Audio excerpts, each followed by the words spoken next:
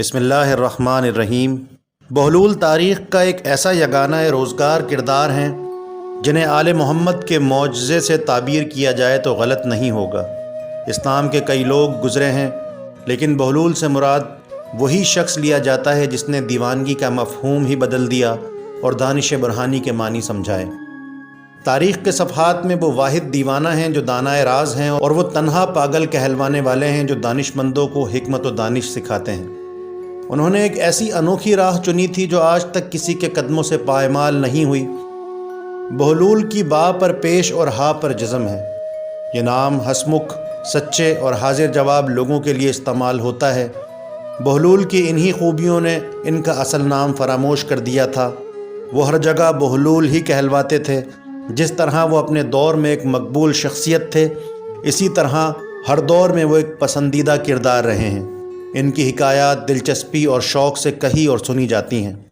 ناظرین محترم، اگر آپ المشرق ٹی وی پر نئے ہیں تو ہمارے چینل کو سبسکرائب کیجیے اور بیل آئیکن کو پریس کیجیے تاکہ اسی طرح کی اسلامک اور انفارمیٹیو ویڈیوز کے نوٹیفیکیشن بر وقت آپ تک پہنچتے رہیں۔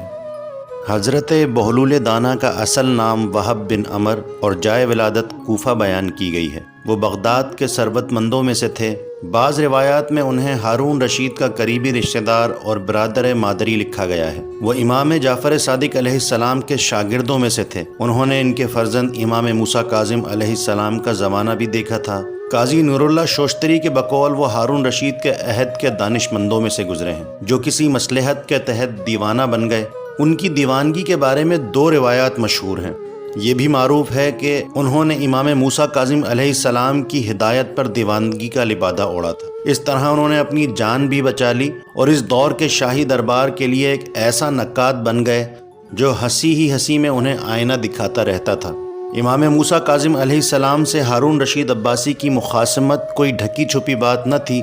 تاریخ نے امام عالی مقام کی 14 سالہ قید سخت اور زہر سے شہادت کا ذمہ دار ہارون رشید کو ہی ٹھہرایا ہے۔ ایک روایت کے مطابق ہارون رشید نے دیگر متقی اور نامور لوگوں کے ساتھ بہلول سے بھی امام معصوم کے قتل کا فتویٰ طلب کیا۔ بہلول انکار کے نتائج سے خوب واقف تھے، اس لیے انہوں نے امام موسیٰ کاظم علیہ السلام سے رہنمائی کی درخواست کی اور ان کی ہدایت پر دیوانہ بن کر اپنی جان بچا لی۔ ان کے بارے میں دوسری روایت یہ ہے کہ بہلول کا جرم آل محمد صلی اللہ علیہ وآلہ وسلم سے عقیدت اور ارادت مندی تھا، جو ہارون کے دور میں قابل گردن زنی جرم قرار پایا تھا۔ جب بہلول کو پتہ چلا کہ انہیں عنقریب گرفتار کر کے قتل کر دیا جائے گا تو انہوں نے اپنے 2 ساتھیوں کے ہمراہ امام موسیٰ کاظم علیہ السلام سے قید خانے میں رابطہ کیا۔ حالات زمانہ کے پیش نظر امام موسیٰ کاظم علیہ السلام نے ان کے سوال کا جواب صرف ایک حرف جیم کی صورت میں دیا، جس سے بہلول پر جنون کے معنی منکشف ہوئے۔ وقت اور حالات کے تقاضے کو سمجھتے ہوئے انہوں نے ایک ایسی پرز حکمت دیوانگی اختیار کر لی جسے اس دور کی چلتی پھرتی اپوزیشن کہا جائے تو بیجا نہ ہوگا۔ بہلول جرات، بے باکی، حق گوئی اور مظلوموں کی حمایت کا علمبردار تھے۔ وہ اس دور میں بادشاہ پر کھلے بند و تنقید کرتے تھے جب کوئی بادشاہ کے خلاف زبان کھولنے کا تصور بھی نہیں کر سکتا تھا۔ ان کی دانشمندی اور ذہانت نے کبھی اس کا موقع نہیں دیا کہ ان کے کسی لفظ پر گرفت کی جا سکتی۔ بہلول کی حکایات کے مطالعے سے ان کی جو خد و خال ابھرتے ہیں وہ ایک غیر معمولی ذہین،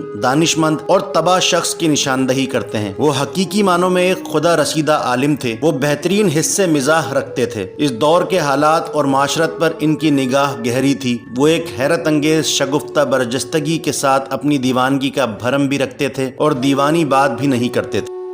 انہوں نے دیوانگی اور فرزانگی کو کچھ ایسے معجزانہ انداز میں ہم آہنگ کیا تھا کہ وہ نہ صرف ان کی جان کی ضمانت تھی بلکہ مظلوموں کی حمایت کا ایک مؤثر ذریعہ اور حکومت وقت پر کھلی تنقید بھی تھی۔ ان کی شگفتگی، زندہ دلی اور بزلہ سنجی نے انہیں ہر دور کا ایک ہر دل عزیز کردار بنا دیا ہے۔ تاریخ کے صفحات میں وہ ایک ایسا محیر العقول کردار ہیں جو دیوانے بھی ہیں اور لوگ ان کے فضل و کمال کے قائل بھی ہیں۔ وہ پاگل بھی کہلاتے ہیں اور مشکل مسئلوں میں ان کی رائے کو اہمیت بھی دی جاتی ہے۔ ان سب کے باوجود کوئی یہ ثابت نہیں کر پاتا کہ وہ دیوانے نہیں ہیں۔ یہی ان کا کمال ہے کہ وہ در حقیقت آل محمد صلی اللہ علیہ وآلہ وسلم کے دیوانے ہیں۔